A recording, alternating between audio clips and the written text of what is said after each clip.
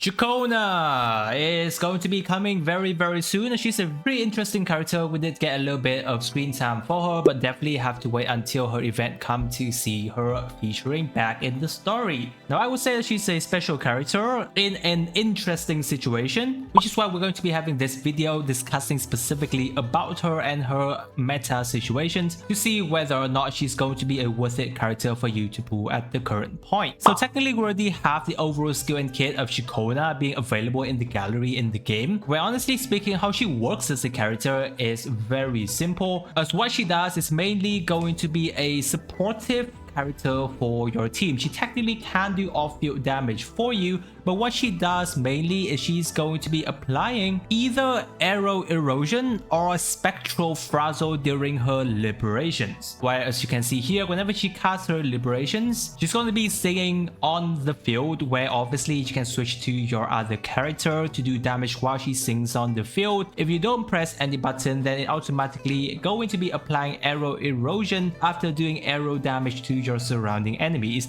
If you do want her to apply spectral frazzle, then you can hit the spectral frazzle yellow button, where every tick of her liberation is going to be applied spectral frazzle. That's the main thing about her. Obviously, other than that, she does allow all of your nearby party member to have a 24% arrow damage bonus, and whenever she uses her ultra skill, the arrow erosion damage dealt to targets near the active characters is increased by 100% for 30 seconds. I think this is going to be like the whole duration of 30 seconds. It doesn't really go away if you switch out the on-field character. So basically that's the whole point of Ciaccona being the supportive character for you. The other part for her kit, her basic attack is pretty simple. Generally, you're going to be spamming her basic attack, and then whenever you get 3 of her forte, you can hold down for a heavy attack, so that she does a little bit of crowd controlling ability, which is interesting. And then other than that, the solo concert that she has access to generally is something that you're going to be having automatically whenever you do her combo, so you don't really have to care too much about this. Other than that, whenever it comes to her weapons as well as best echoes, I would just have to say it's pretty simple as well. She definitely has her signature, which is pretty good. It does give her a crit rate increase,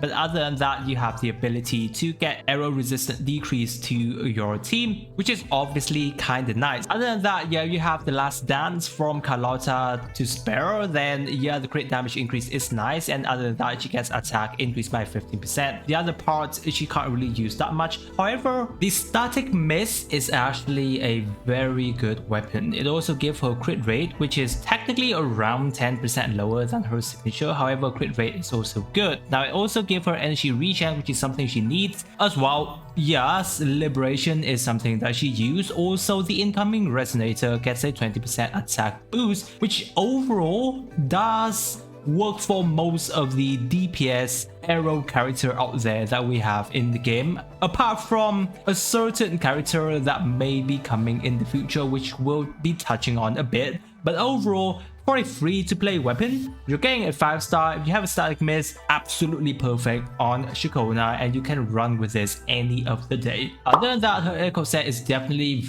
very easy. You just give her the Gust of Welkin if you are using her on an arrow team. Other than that, if you are using her on other character teams, like the Spectral team for Zani, because well, she does apply Spectral Frazzle, then the Moonlit Cloud set is still a pretty good set that you can go with any time of the day. Regardless, the main start is still always going to be as if you're building a arrow DPS character with crit damage, arrow damage bonus, and attack for Ciaccona, and that is pretty much good for her. Which leads us to, well, one of the most important questions of Ciaccona is that which character actually works well alongside with her. Well, of course, since we know that Ciaccona is going to be on arrow team, obviously with character that works well with arrow erosion, that's going to be even better. But considering the top main DPS arrow character that we've got at this point is basically Yiyan, it's always technically going to be on a Yiyan main DPS team for the time being, where you have a Yiyan, Ciaccona, and an Arrow Rover team. Other than that, I think technically Shopkeeper is still always going to be an absolutely amazing character, running alongside as a support character regardless of the situations. So you know, like a team such as Yiyan, Ciaccona, and Shopkeeper can still work, but we're going to be having a Yiyan team build Ciaccona later on, as this is not the main focus of the video. Other than that, you know, like Auto or Yang Gang, if you are still using them, then yes, technically you can still have them. And other than that, Arrow Rover can be on a Ciaccona team, obviously, because this is the only source, mostly arrow erosion functioning team that we've got access to date. Then obviously there's also going to be the route where she supports Zani, because she does apply Spectral Frazzle. But obviously from the look of it, since what she does is mainly toward arrow erosion, this makes it so that Ciaccona value at the current point seems absolutely low, because we don't have a character that can maximize the power potential supportiveness of Ciaccona at the current point. Therefore, honestly speaking, if it weren't for the upcoming character that we're going to be having right after this patch, Ciaccona is definitely going to be left behind. However, things may change tremendously with the introduction of Fleur-de-Lis, where, while as we know, Fleur-de-Lis is going to be an arrow character, we don't have an absolute confirmation of what hit Fleur-de-Lis is going to be just yet. However, we all know that since arrow erosion is a very new mechanic and Ciaccona is technically the support character for arrow erosion, I am pretty sure that Wuthering Wave is going to give some kind of arrow erosion mechanic toward Fleur-de-Lis. And while who's Fleur-de-Lis, by the way? I know that she's hot, she's an absolutely good looking character, so first of all, I'm pretty sure many of you are going to be pulling her on that front already, but she's also the Imperator Resonator, and as it goes for any of the region, we technically kind of know that she's going to be one of the best and most powerful character of that specific region. So while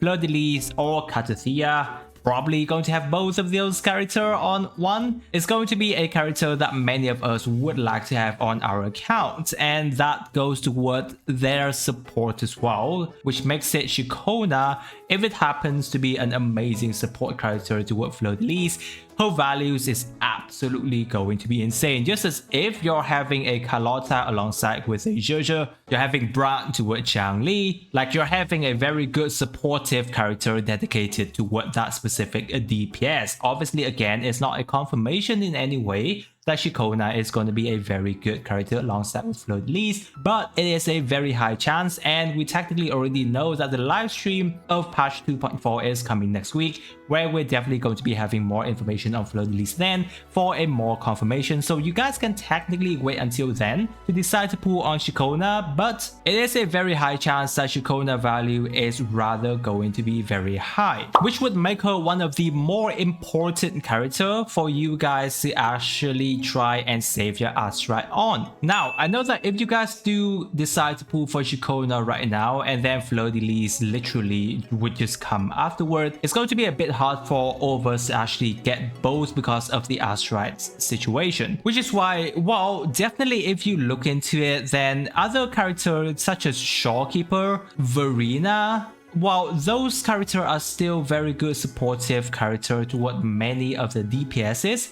and I would most certainly sure that Fleur-de-Lis is still going to do fine having Shopkeeper and Verena as the supportive character on your account if you don't have the ability to pull for Ciaccona. And other than that, Arrow Rover still have access to arrow erosion here and there, so if Fleur-de-Lis mechanic does revolve around a lot toward arrow erosion, you still have a decent free-to-play supportive options out there for you to build a team around Fleur-de-Lis, which makes it so that that you can actually save more Astrites toward a Ciaccona rerun later on, considering that we still don't have too many 5-star characters in the game. The limited 5-star character are gonna have pretty fast rerun, and that goes towards Ciaccona as well. I think she should be able to come back, you know, around 2 or 3 patches max later on. So I think that's still going to be a way for you guys to go forward if you don't have too much Astrite being saved up for the time being. But well, again, we're still gonna have to wait until next week live stream for Fleur-de-Lis for us to know a confirmation of how good Ciaccona is going to be. So I think that's everything I have to say about Ciaccona before she actually arrives tomorrow. If you do have any questions, guys, leave it down in the comment section, and I or some lovely other Wuthering Wave player will get to you there. If you're new to the channel, guys, don't forget to subscribe to not miss out on my future worldwide videos. With that, I appreciate you guys sticking with me till this part of the video,